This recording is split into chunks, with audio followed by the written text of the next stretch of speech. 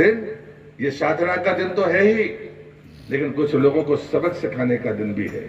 हमें तय करना होगा कि आज हम क्या संकल्प लेकर जाते हैं। मित्रों, मानवीय स्वभाव है, ये चलते रहते हैं। और मैं कहता हूं कि कई बार हम व्यक्तियों पर बात करने लगते हैं। मेरी आज आपसे प्रार्थना है, व्यक्ति के नाते नहीं, हमारा वोट छोटा वोट नहीं है। 10 साल से जो हमने देखा, कोई विकास का काम बता दो। चुपचाप, मैं तो केंद्र में मंत्री था, पहले मैं सांसद भी था, काम कोई करे, पथरा लगा देने से सोचते हैं कि लोग मान लेंगे कि नहीं ने कराया है। तुम्हारे पास तो फूटी कोड़ी नहीं थी, तुम कराओगे क्या भाई? 1.5 साल में तुमने क्या किया? हमने सुना है कि यहाँ कह रहे साहब गौर झामर को नगर पंचायत नहीं बनाया, बाकी को नहीं बनाया। भैया तुम भी 1.5 साल राज्य सरकार में, तो तुम बना देते। बाकी हम तो कह रहे हैं कि जिस दिन चाहेंगे 24 घंटे में गौर झामर नगर पंचायत बन जाएगी, जिस दिन लोग कहेंगे उस दिन कर देंगे। लेकिन ये हमें तय करना पड़ेगा कि हम आखिर किस रास्ते पर जा रहे हैं। मैं छिंदवाड़ा को देख के आया हूँ, नगर निगम बना दिया तुम्हारे नेता ने। जिस गांव में मैं सोया था वो नगर निगम की सीमा में था। 1.5 साल से नाली साफ नहीं हुई, ये तुम्हारा काम है। तो बना तो देते हो, बड़ा बड़ा तकमा दे देते हो, वहां पीने के लिए पानी नहीं, नाली नहीं। तो मुझे लगा यार कमाल की बात है। तो एक कैसा विकास, कैसी सरकार। और मुझे लगता है कि आज की जो राजनीति है, उस राजनीति में सबसे अहम बात है, मैं अपने कार्यकर्ताओं से सदैव कहता हूं, जो मिल गया उसमें खो मत।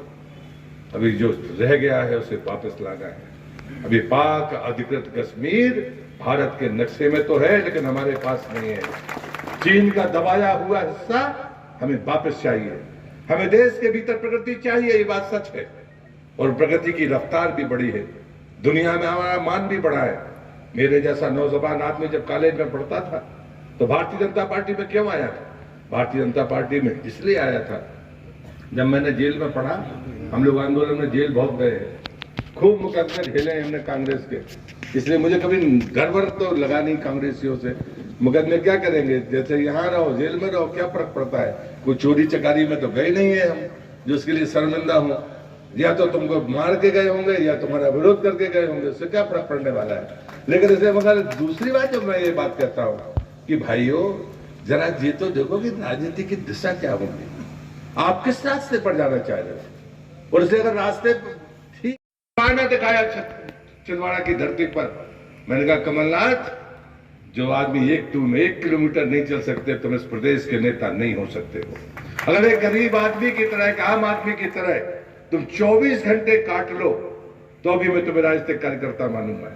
अगर तुम्हारी उम्र ज्यादा है तो अपनी औलाद से कहकर देखो कि वो दिन भर 24 घंटे एक आम आदमी की तरह काट ले, तब हम तुम्हें नेता मानेंगे, अन्यथा हम तुम्हें आक्रमणकारी मानेंगे, आक्रांता मानेंगे। जैसे ईस्ट इंडिया कंपनी आई थी कलकत्ते के रास्ते, उसी तरह कलकत्ते से आकर तुमने यहां पर लूटा है छिंदवाड़े। बेईमानी का राज तुमने दिया है।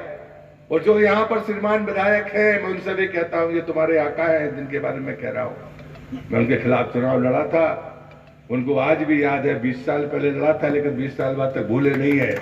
और मैं जब वहां गया तो मैंने कहा कि मैं इस धरती से भय खत्म करने वाला आदमी हूं। ये भगवती की उपासना के 9 दिन है। मेरे आराध्य प्रभु शिवासी जी कहते थे, दानवों से लड़ने के लिए महादानव नहीं बना जाता, दानवों से लड़ने के लिए महादानव नहीं बना जाता, शक्ति बनना पड़ता है। शक्ति क्या है?